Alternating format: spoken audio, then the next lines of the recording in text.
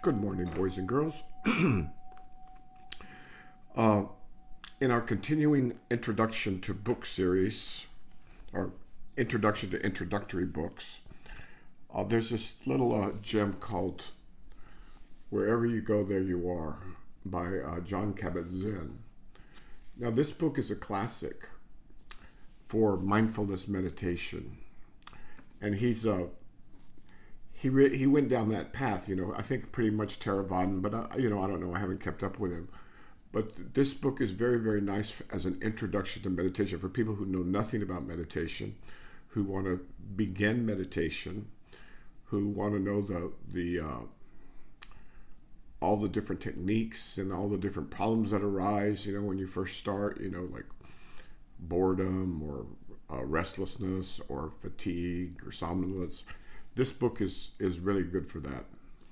And it was copyrighted 1995.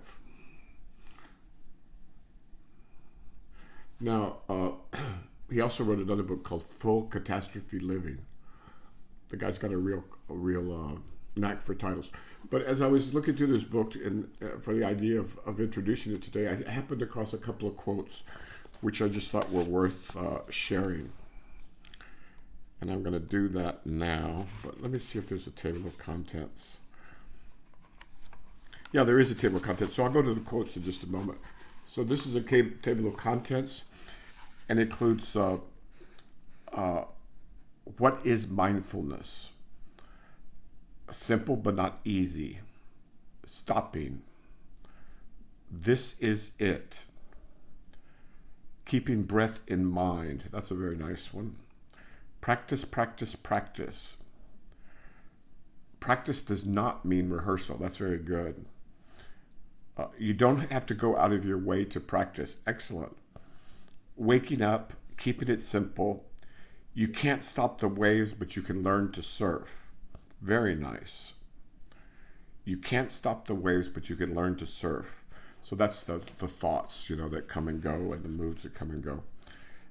In praise of not doing, the not doing paradox, not doing in action, doing non-doing, patience, letting go, non-judging, trust, generosity.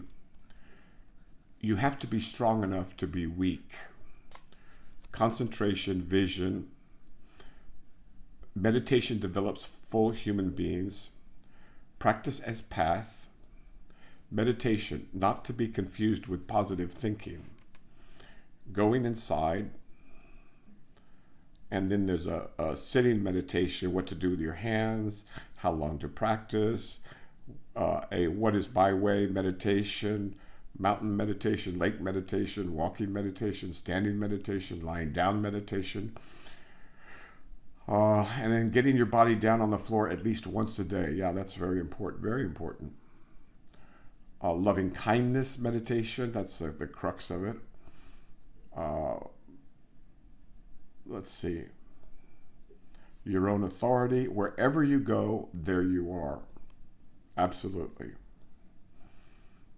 And not just you, by the way. Ha. Okay, and then we have karma, wholeness, and oneness.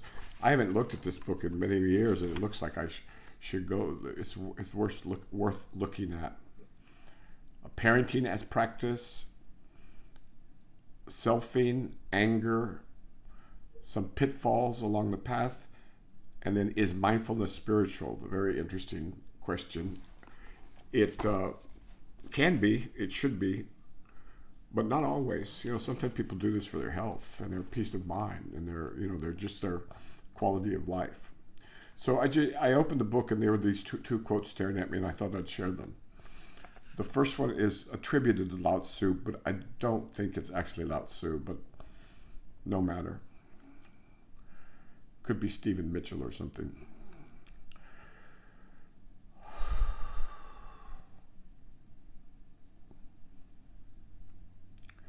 Do you have the patience to wait till your mud settles and the water is clear? Can you remain unmoving till the right action arises by itself?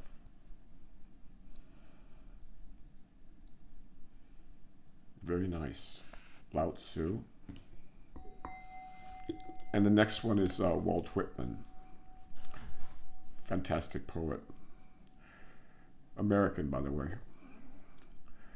I exist as I am, that is enough.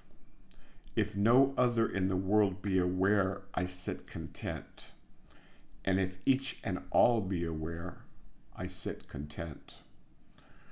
One world is aware, and by far the largest to me, and that is myself.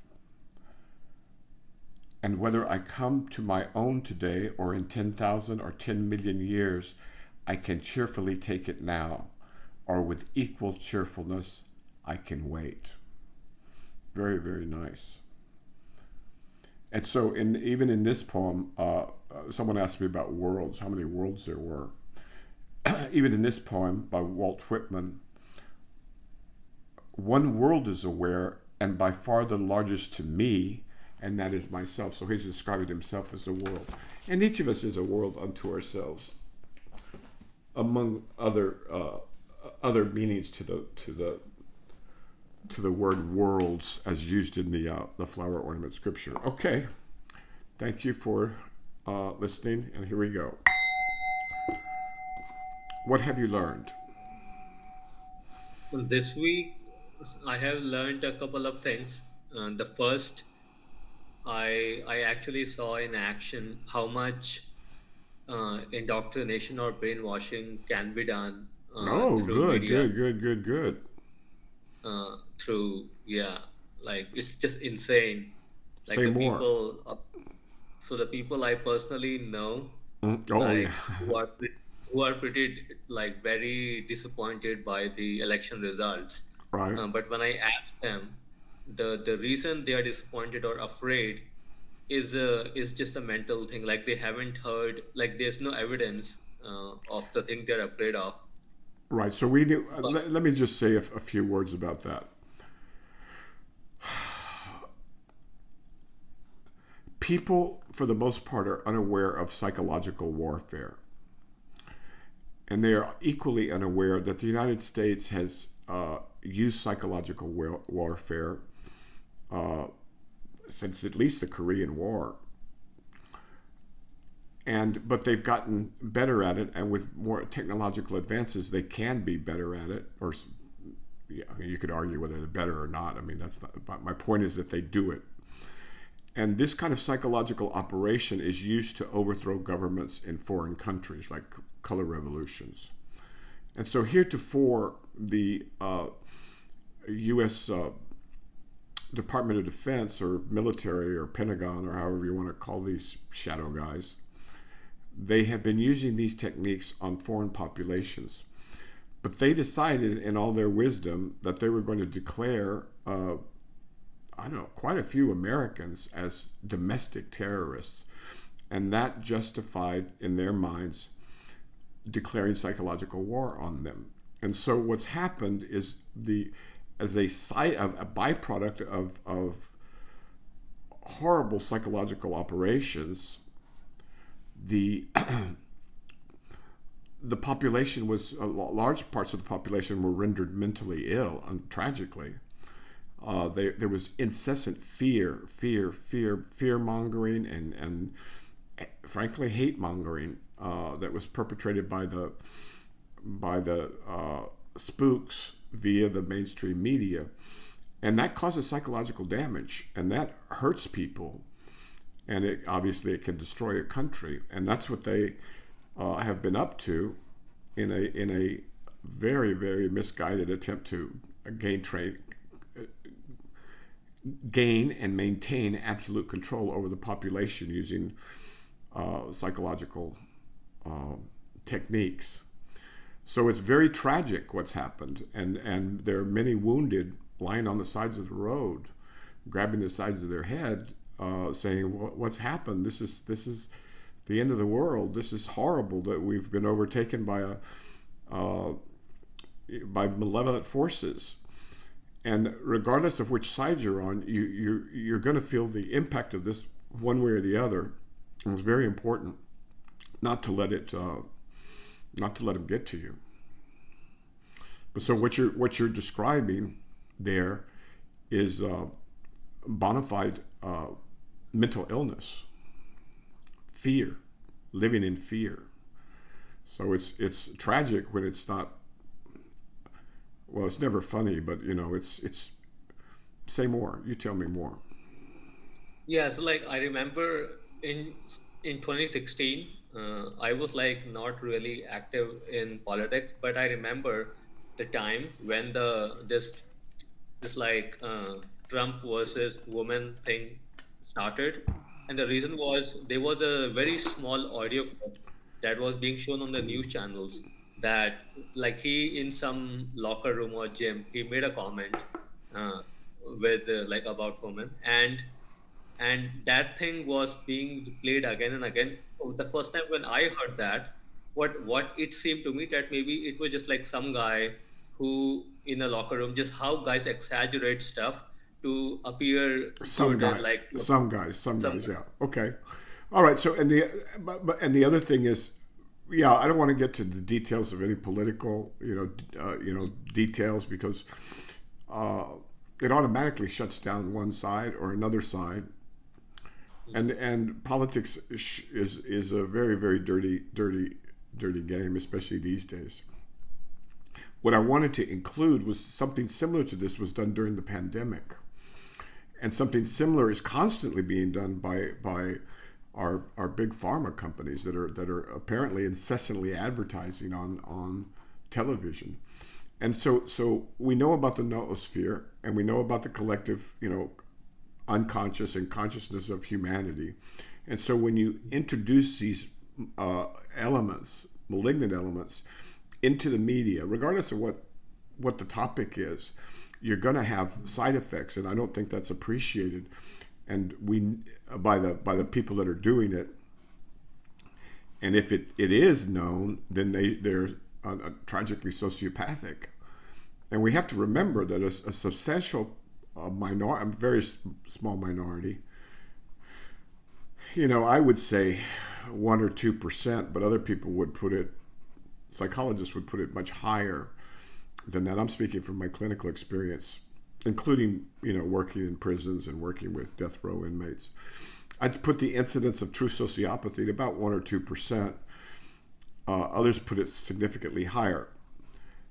All that means is that whenever you see an organization that's opaque, that's not transparent, in which there's a power hierarchy, don't be surprised if psychopaths rise to the top of the hierarchy. And of course, that's very dangerous for the rest of us. And so that's the bad news about humanity.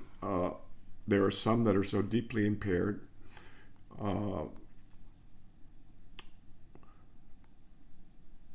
would say it's primarily by nature. Not although nurture can make people do bad things, it doesn't necessarily make a psychopath or a sociopath. These people can hurt the rest of us, and we must be alert and aware of this. And you can be sure that it happens in major organizations because there's power, and there's sometimes money, and there's the ability to abuse other people. And that's exactly what happens. So, you want to say more? I mean that's like it just shows me the example of like how certain event Mm-hmm. can lead to a total transformation of the viewpoint in 8 years. That how In a now lot that less than incident, 8 years. Yeah. yeah. And the more So that something's repeated, okay, there's a few things. The Sufis are very good about this, about understanding the mechanism. The more something's repeated, the more likely it is to become part of the mentality. And if you repeat it and you add emotion, especially if the emotion's going up and down and up and down, fear and then relief and then fear and then maybe some cheerfulness and then fear and then those are the things that make it stick. And so whenever you see that, you should be on your alert. You should have your guards up because there are enemies of the human mind, and some of them are ascendant and have been ascendant for some time now. And in addition to psychopathy, there's other kind of perverse tendencies out there that have been able to get megaphones, and so we must be on our guard and maintain civilization, because they will destroy civilization. It has many times. And we saw the same techniques used by some really bad actors in World War II and afterwards in Europe, in Russia, in China, and millions of people died, and we're not taught about that in school. And so one of the things that we need to teach kids is how to protect their minds. These techniques are not new, and they're being used wholesale, military grade, mind manipulation, not just brainwashing, but more than that. And so I think education must include some elements of this, in my opinion, because it's just too dangerous.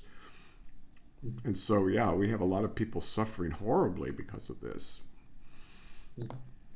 And also, I think the prominence of binary thinking, that is being taught and like everywhere, that is also insane. So like the abortion issue on both sides, it's so binary right now with people that they refuse to see the other nuance, the other side of it, and just creating more problems among people because of that. And that's something that's been around my entire lifetime, but it's been exacerbated. It's been made more. It's been made into a weapon, a political weapon, which is always unfortunate, because behind every abortion there is usually a tragedy, and some poor woman that is having to make a horrible decision.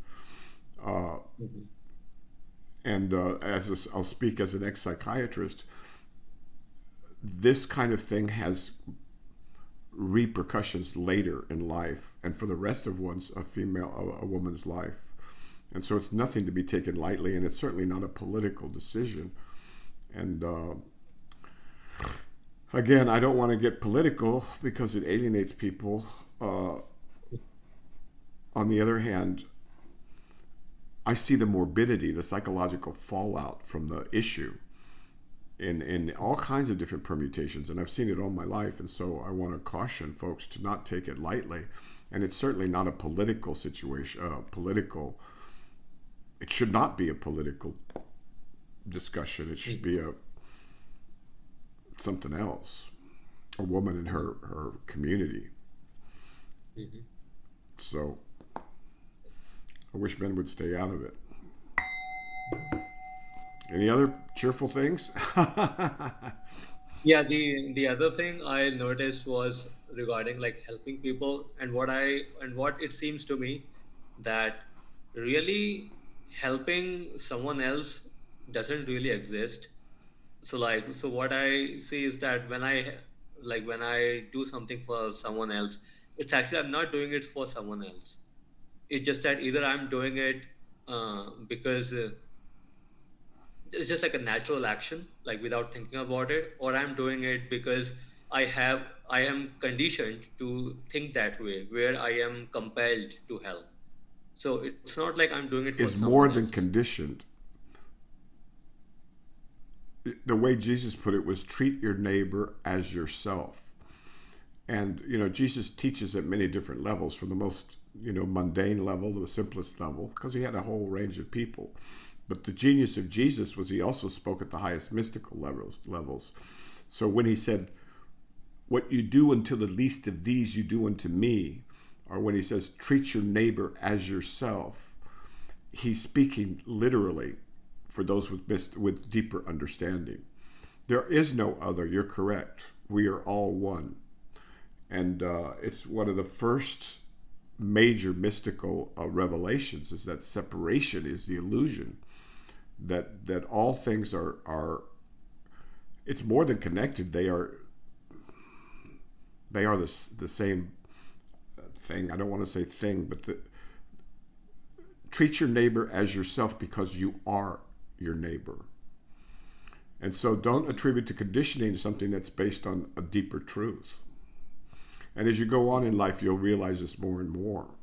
And you'll realize that trying to hurt your neighbor or steal from your neighbor is the most ridiculous thing you can possibly do, because all you're doing is hurting yourself. And so that's why, so in a way, that's what's really meant by karma is you reap what you sow, especially in the interpersonal realm, something like that. Does that make sense? Yeah, that makes I'm sense. just saying, don't necessarily think you're conditioned that way. It could be that there's a deeper reality, that when you're helping another, genuinely, then you're doing nothing but helping yourself. That's true. I think, Could you move your head over just a little bit? There we go. Good. Thank you. yeah, I think the literal understanding of seeing the other person as myself, that I think maybe can happen after like a Satori experience or like awakening. But you can rehearse it, and in my case, it actually helped. It was antecedent to me breaking through. Treat everyone as if they're Krishna. Treat everyone as if they're Jesus. Treat everyone as if they're God. What else are they? Think about it. What is anything but a sign of God in one way or another? Now, it could be a sign of how far from truth or far from light someone is. And some people argue that that's what evil is the absence of light. But if you treated everyone as if they were Jesus, Krishna, Muhammad, or I don't know if that's blasphemous or not.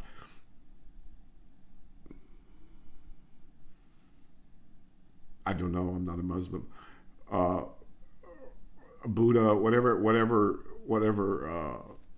symbology works for you in your culture or yourself at the moment, you're not going to lose anything that way, and you can gain a huge amount, because the separation that we imagine is only imagined. The way it was said to me is separateness is the illusion. And when you realize that, it's boom, and everything changes. But what else could it be? There's nothing on this universe. See, so this universe doesn't contain anything outside this universe, let's say, by definition. And God is all there is, or reality is all there is, besides, some mental imaginings of humans or whatever. So what else could it be? What else could they be? So it's more than conditioning.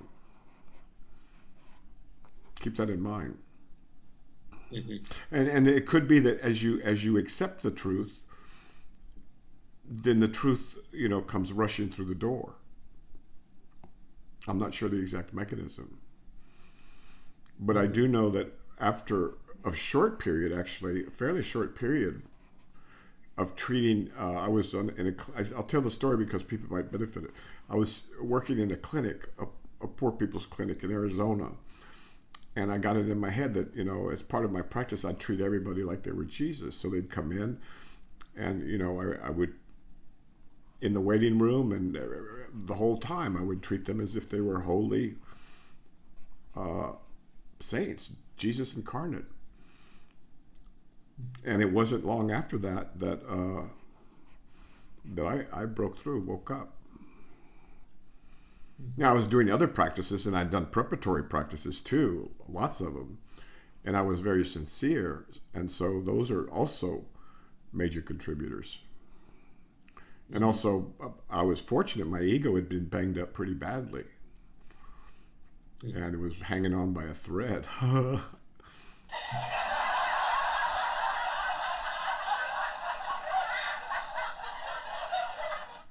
But it was excruciatingly painful at the time. And other people have described similar phenomenon. It's at the darkest hour that you can finally see the light. Or the light comes rushing in. So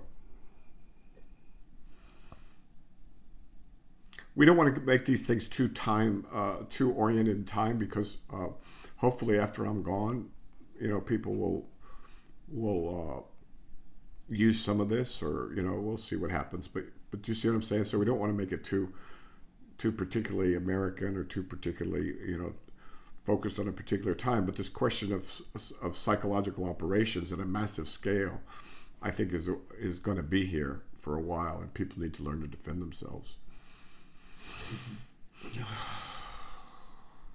It's malignant.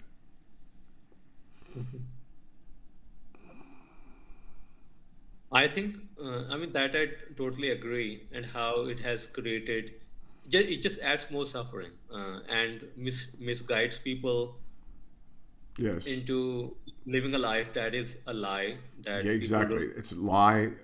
One lie necessitates another lie, which then necessitates another lie, and pretty soon you have an entire uh, government or situation that's built on Mhm. lies. And if it's built on lies, it will not last. The question is, how many people will it take down with it?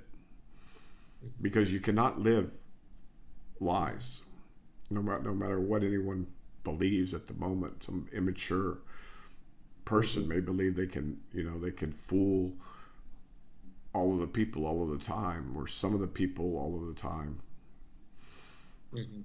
or all of the people some of the time, but ultimately it just comes back and hurts everyone, including the person, especially the person Mhm. that's the perpetrator. And the same thing is in operation in religion as well. So like in India, where it's all about like guru who guides people and things like that. All the people, most of the people I know personally, are living a life where they do certain rituals, certain things, and no progress is being made, and then that's how their life will end.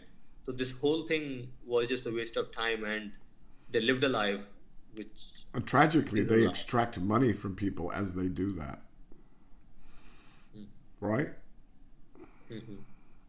So that's always follow the money. I mean, that happens in Christianity as well, probably in Islam. I don't know as a fact, but extracting money in exchange for uh, hope, Mm-hmm.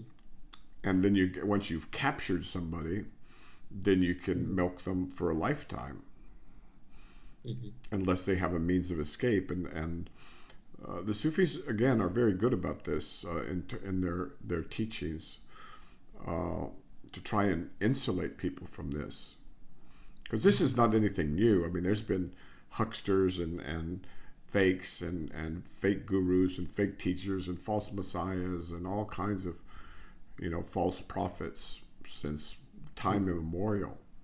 But now we have mass media, so it makes it more dangerous. Yeah.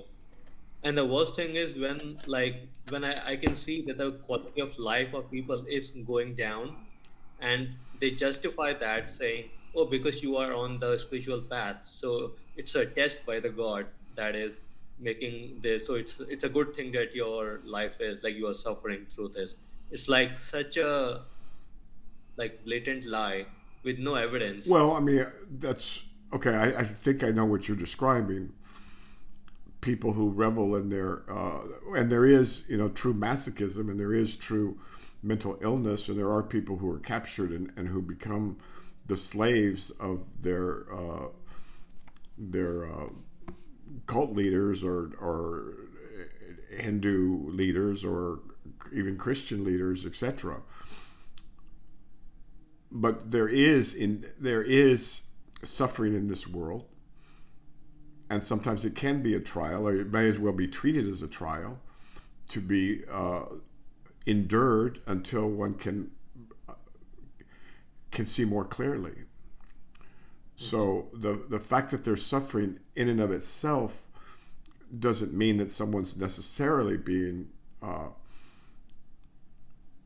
misled. Mhm. I mean, I think of the book of Job, for example, Job. Mhm. Mhm. But it's no sign of sanctimoniousness either. It's no sign of a.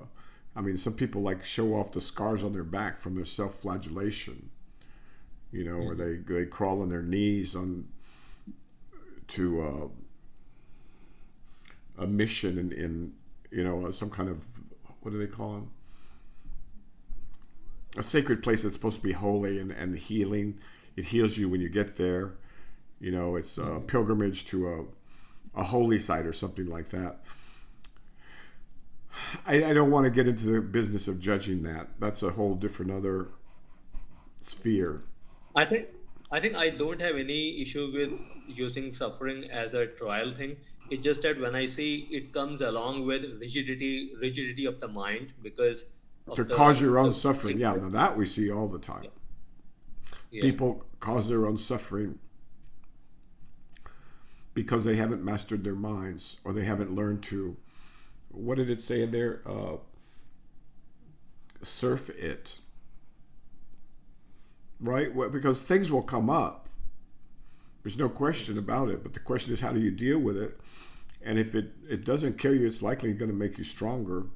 But there's a way in this world to surf bad thoughts that, you know, come and attack you. Mhm.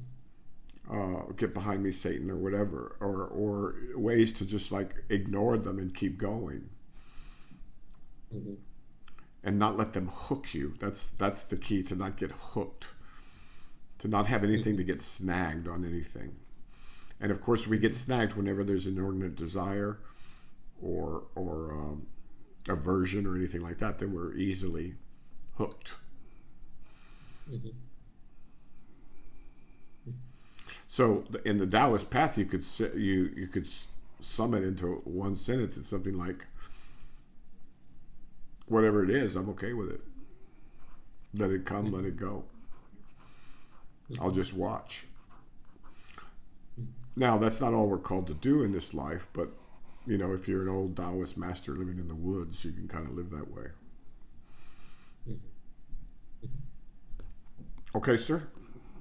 Yeah. I also wanted to talk a bit more about like the me, like the who am I thing that Okay. I keep on contemplating. So, so far, what I have seen is like, so there are certain experiences that happens in life. So, like Well, there's one just is, why you say that. Just something pops in my mind. When you're helping others, you are that. You know, like Nisargadatta, I am that. Mhm. When you're helping someone else, you are that. You are them. Just wanted to slide that in there, but go ahead. Go ahead. So Mhm. you're doing this. You're trying to sort out, who are you? Yeah, yeah. Who am I? So, like, so what I notice is there are like there's like this category of experiences that happen. So one is when I'm very busy, or like when I'm very focused and concentrated. Then there is a this like kind of no memory of the experience because I'm so busy or so focused that it's just the activity that is happening. Then the other experience is when I am doing stuff, but at the same time I'm also aware that I'm doing stuff. Like so, like there's an awareness element at the same time, and there's like a very various degrees of this awareness that exist in doing different parts of activity. So what it seems to me that earlier I used to think that this awareness is a very like a divine or something more deeper thing, but what it's appearing to me, it's like having two centers of like multiple centers of brain, and one center of brain is like doing the activity, the other center of brain is aware of that, and this one is also aware of that, and that is what's going on. So even the awareness that I'm aware of my own existence and the activity, that is still not me, because that is still just multiple parts of brain aware of each other. So maybe only when when there's a total cessation of the activity, then only the real thing can be experienced. That's what it's starting to seem, that the awareness thing I used to think as a deeper me is not deeper, just again the same superficial thing of the mind. Okay. So one way we could look at this is you have in the first situation, you have complete concentration on the other, whatever you're doing, and you're not even present, right? In the second situation, you have self and other, and your awareness is on both. You're self-conscious of yourself doing something or thinking. And then in the final situation, you just have awareness of self.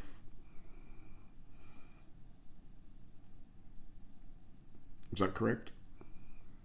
So the final situation where there's only awareness without any object, that I don't remember having experienced yet.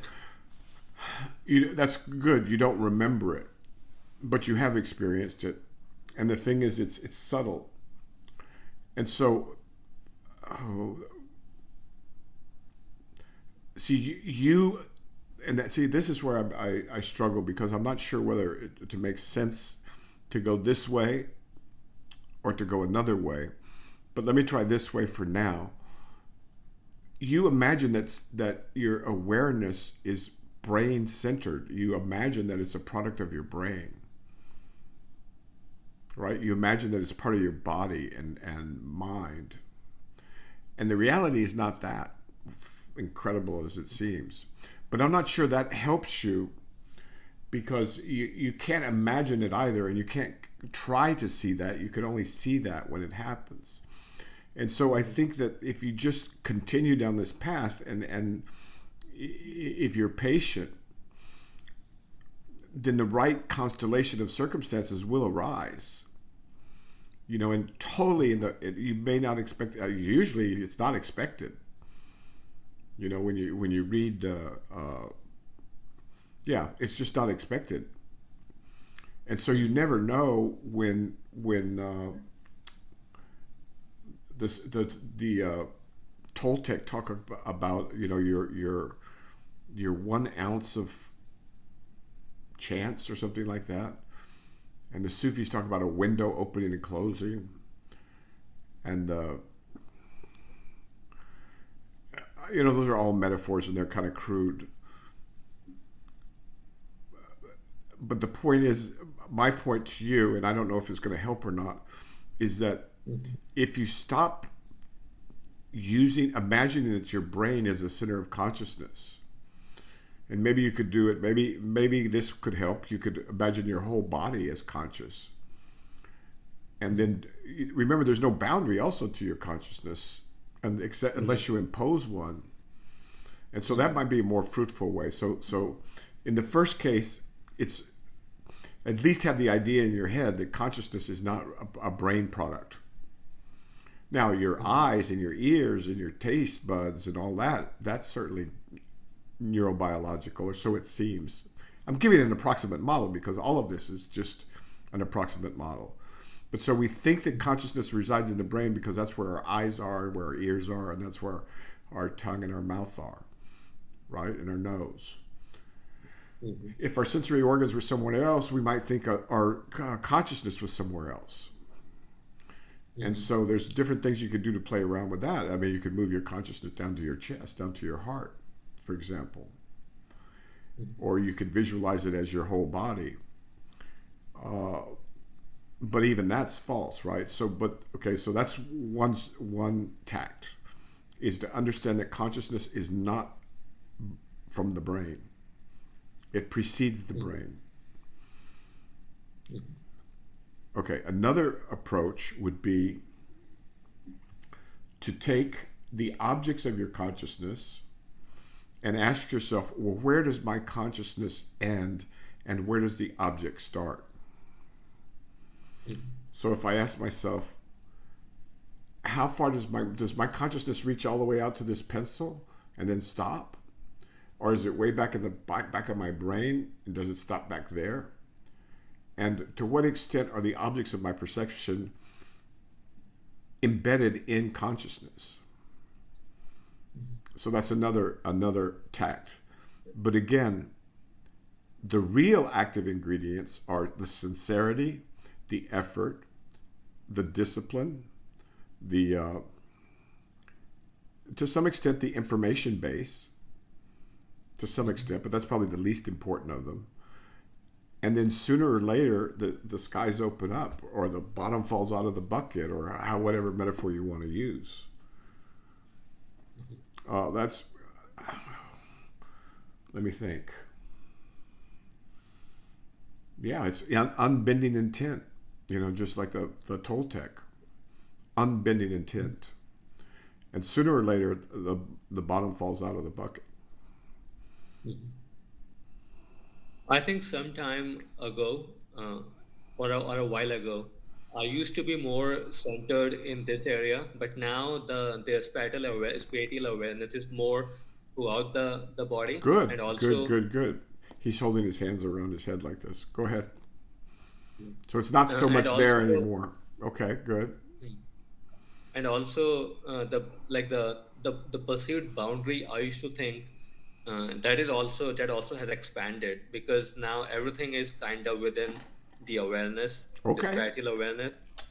Uh, but still this feeling of me being in the center, like everything is being perceived from the center. It's very That hard still to exists. dissuade yourself of that illusion. It's very difficult because we have these creature bodies and we live in a creature world. But if you just continue to realize that what you perceive is also within consciousness, and it's what's the difference between seeing a tree out there and seeing a thought in here, or having a sensation of pressure in your foot and hearing a word, absent its meaning or content, and looking at the sky. I mean, what's the difference? There are arbitrary differences that we make based on the characteristics of the object, but then you realize that they're all of one essence, which is consciousness. It's akin to like you're going into a dream. Okay, let's say you're in a dream. You go to sleep, you have a dream. You're in Paris, and you see the Eiffel Tower, but you're lucid dreaming and you're going, oh, I see the Eiffel Tower. But then you examine it and you go, wait a minute, this is not the Eiffel Tower. I'm dreaming. This is a dream Eiffel Tower. And so then you walk down the Champs-Élysées, and you see the croissant shops or whatever, the cafes. And you go, these are not real croissants. This is not a real cafe. This is a dream cafe. I'm dreaming this. My mind is generating this. Now, it's more complex than that, but that's the general direction. Okay? And dreams are an analogy, a metaphor, but a very potent one, to the point to where I wonder if we have dreams just to teach us that. That we are capable of generating an entire world. Now, there are some details that I'm leaving out for convenience sake. But it's akin to that. And then one day the penny drops, right? As the Sufis put it. And then all of a sudden you go, oh, well, of course. This is what they mean by non-differentiation. This is what they mean by all is one. Or what they mean by I am one.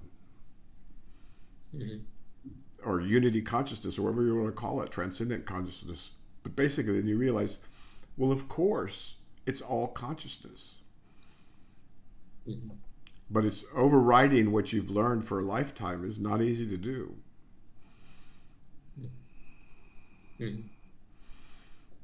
So,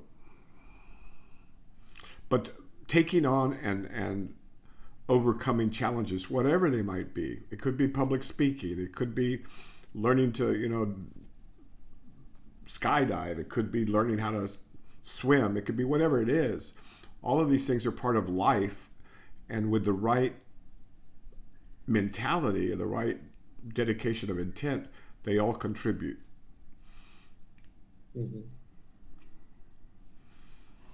Nothing succeeds like sincerity. And you can see that in whatever endeavor you want.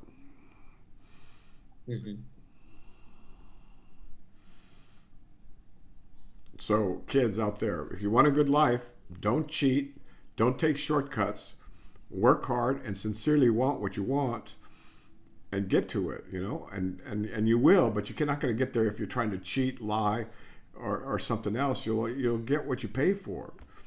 So pay for something good. Got it? I'm talking to the kids out there. You reap what you reap what you sow. I think for me the biggest obstacle used to be that the doubts that will come up. So like I know the path, I know this needs to be done, but then the doubts will come up, and that used to create like all these mental like problems and obstacles. But until I experienced that I can still function and do the best in spite of having all these doubts. Like I don't need to fix them or address them. Get behind me, Satan. Yeah, you don't let them screw you up. Get behind me, Satan. In other words, you're the boss. And these thoughts will arise, like Satan will come up or whatever. I don't want to sound hyper-religious or anything. I'm just a metaphor of sorts. But you have the power within you to say, get behind me. And he's powerless against truth and sincerity. So yeah, you have these doubts. Well, now, nothing wrong with doubts. I mean, unless they're like just tripping you up. But doubts about everything, that's okay. Well, not doubt. What's the word for it? Don't be credulous. Don't believe something because I've said it or because someone else has said it. Have your doubts, your skepticism, and keep going. So, I mean, there's two different kinds of doubts, I suppose. You could have self-defeating doubts, which oftentimes are rationalizations or excuses. Oh, it won't work anyway. Oh, this is no good anyway. Or, oh, such and such said that this is a waste of time. Or whatever. Do you see what I'm saying? Mm-hmm. But just take those logs, put them on the fire, and light them up. Mm-hmm. But sometimes I do feel like that if I was more optimistic, like if I had a more optimistic bent of the mind or of the attitude, life would have been easier and I would have achieved more than what I have. There may be some truth to that. There may be some truth to that. Not necessarily, but there may be. So you have your temperament, right? You have your body, you have your eye color, your hair color, and you have a temperament. Everybody's got their cross to bear. And so yeah, maybe it would be easier in one way, but it'd be more difficult in another way. Mm-hmm. So what we aim for is an even temperament to the extent it's possible. Mm-hmm. And so it's not optimism or pessimism, it's realism. Mm-hmm. But if your doubts say, well, listen, I want to refute what this guy's saying, you want to refute what I'm saying, then by all means, by whatever means possible, try and refute it. Mm-hmm. And that's the glorious thing about the 21st century is now science has caught up for sure. And we're backtracking on the 300 years of darkness where we ridiculed spirituality. Yeah. But if you look at people like Newton or Leibniz or even Einstein, they didn't ridicule it. They thought it was a very, very serious matter. And it is. But we've been pretending, especially in the West, that it's only for the weak-minded or something idiotic like that. Mm-hmm. Mm-hmm. Far from the truth is that. Mm-hmm.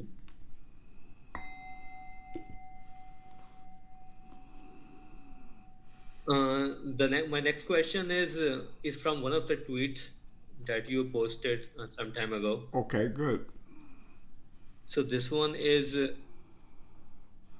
it says, it is better to live one day seeing the deathless state than to live 100 years not seeing the deathless state. Yeah. This is from Buddha. Dhammapada. Yeah, I was amazed that he said that. The Dhammapada is like original. It's from the Pali. It's a Pali canon, so it precedes the Avatamsaka, right? The flower ornament. This guy here. And so, it's a Theravadan text, or so I was taught, or whatever. But then I was reading this other little gorgeous book.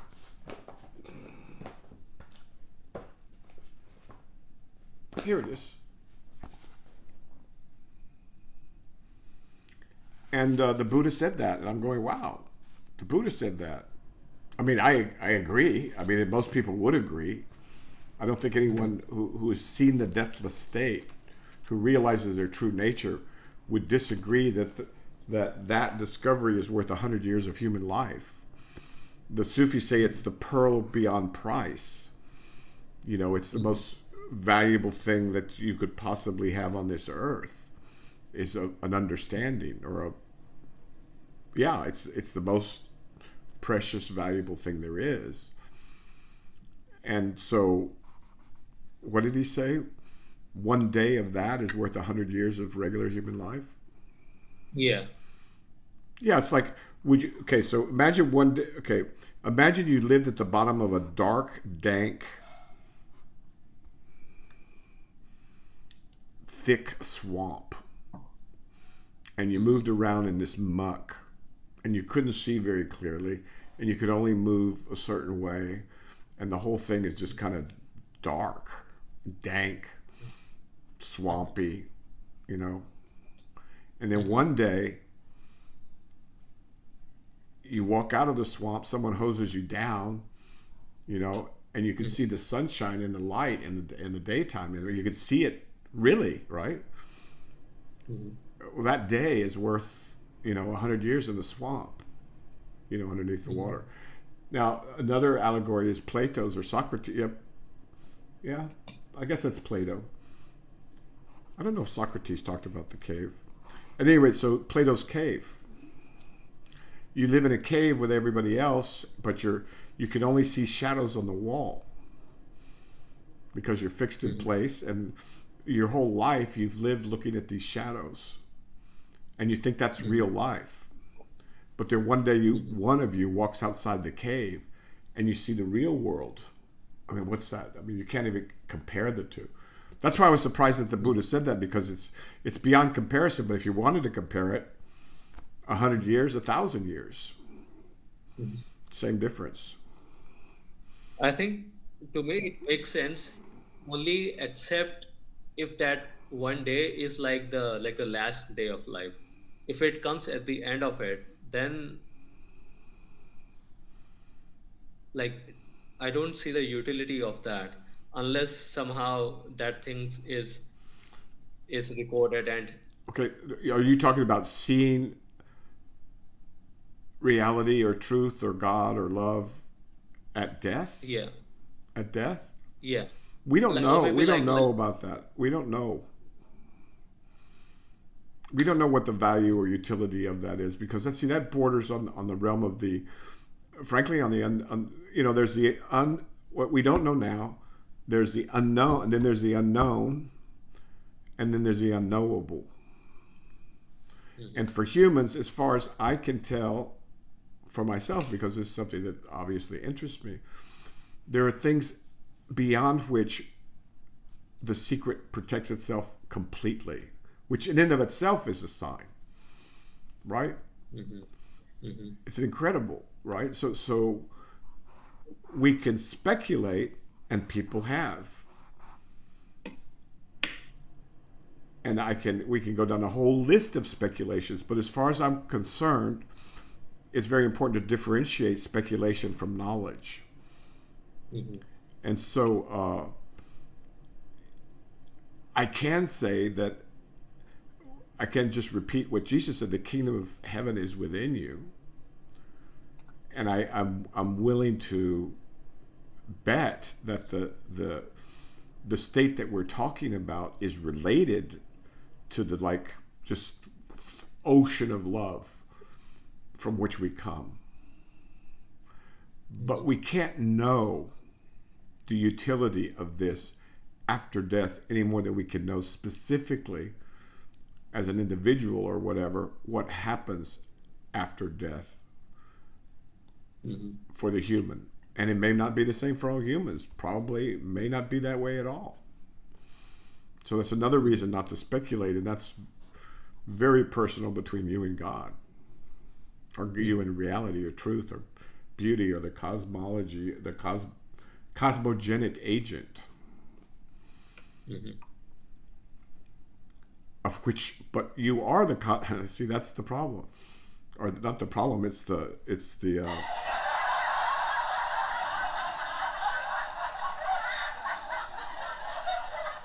amazing fact is that you are that agent, and this superficial, what you imagine of yourself is no more than, wearing a t-shirt and jeans. It's just your clothes. It's just a temporary situation. Whereas you are permanent. Like that's the thing that adds to it. So like as I have been investigating it, it's becoming clearer and clearer that there is possibly no personal self, because anything that I can call personal is the thing I accumulated while being in this body. So when the body goes away, then all of that will go away. Yeah. So what remains will not be personal. Well, is intent personal? I mean, the deepest intent is the way you tilt towards truth or away from it. Is that personal? I mean, you talked about being conditioned to love your neighbor, but is that conditioned, or is that latent, inherent? So I think it's important not to speculate, but it's also important not to go beyond the evidence. And so, because there are elements of us that are not animal. So like if I just pick that example of like people treating the neighbor as like in a nice way or in the opposite way, I can see that there are people various or examples. Animals do the same thing. Go ahead. Yeah, or animals, that people do that based on their experiences from the past. So like if someone had really nice experiences growing up or in life from the neighbors, then they will treat them better. But if other people got betrayed, and it's oftentimes the opposite. It's oftentimes the people who have been most mistreated and most maligned, so you can't draw that. Now I'll speak as a psychiatrist. You can't go from that. Yeah, it's true that many damaged people will do damaged things, but you can also see them become. There's a book, Angela's Ashes, a lovely book by a guy who was truly mishandled in childhood. I mean, badly. Grew up to be the most loving, kind person. And I see it, I did residential treatment for kids, right? Kids that are just really abused, beaten, boiled, burned, literally all kinds of horrible stuff. And you can't tell from that. So, sorry, that one's a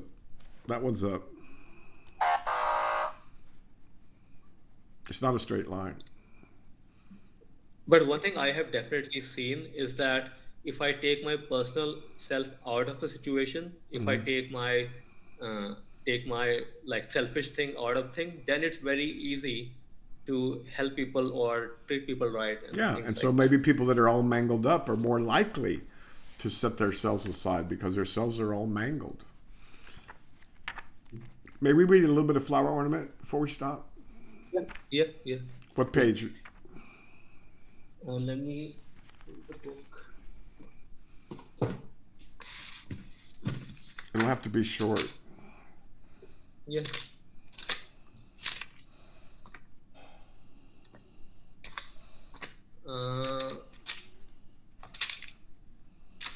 I am on page 274. All right.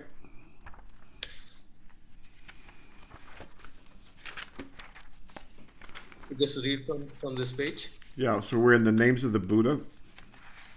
Hmm. Yeah, I'll just read a couple of paragraphs, short paragraphs. These are Okay. short paragraphs. This is the book he's reading from, Avatamsaka Sutra, translated in the 20th century by Thomas Clary. Go ahead. Just a couple of paragraphs. You're up 274? 270? 274. All I'll right. start from the middle. In this world endurance, it's I think Okay. the third paragraph. Yeah. In this world endurance, there are 100 billion regions, wherein the Buddha has 1 million billion various names, letting all sentient beings know and see in various ways. East of this world endurance is another world called secret teaching. There the Buddha may be called impartial or excellent or soother or enlightening mind or speaker of truth or attainer of freedom or supreme body or great courage or peerless knowledge. There are 1 million billion such diverse names, letting beings know and see in various ways. South of this world endurance is another world called abundance. Ah, abundance. That's a There good word. Go ahead. There the Buddha may be called original nature or diligent intellect, or an unexcelled honored one, a great torch of knowledge, or non-reliant, or treasury of light, or treasury of wisdom, or treasury of virtue, or god of gods, or great independent one.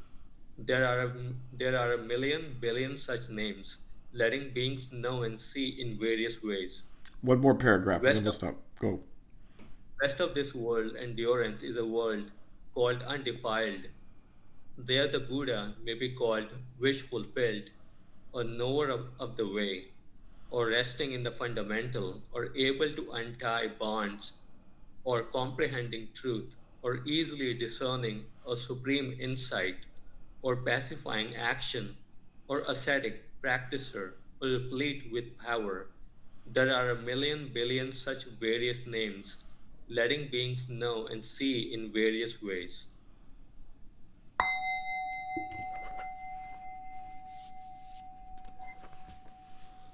So how many names of the Buddha? How many names of the Buddha are there? Million, billion, trillion, such Right. names. And how many worlds? Okay, we have the world endurance, which is this world, this earth, endurance. Mhm, mhm, But then we have a world called abundance. That sounds sweet. And a world called undefiled. Yeehaw! mhm, There's a lot of worlds out there, and we can travel from one to one, hopefully. mhm. Okay, Sarah. Anything else before we stop? Just like one thing, so I was thinking about why this world is called endurance, and maybe Oh, it's well, just you'll find out. I remember thinking the same thing. Yeah, but you'll find out. Yeah. Go ahead. Mhm. Yeah, it just maybe this is a signal that this world is about hard work and action and struggle, and that is why it's called endurance. Yeah, these guys know what they're talking about. It's not always that way, but eventually, old age will get you, if nothing else. Mhm. Okay, sir? All right, Vaya thank con you. Dios. Take care, my friend. Bye.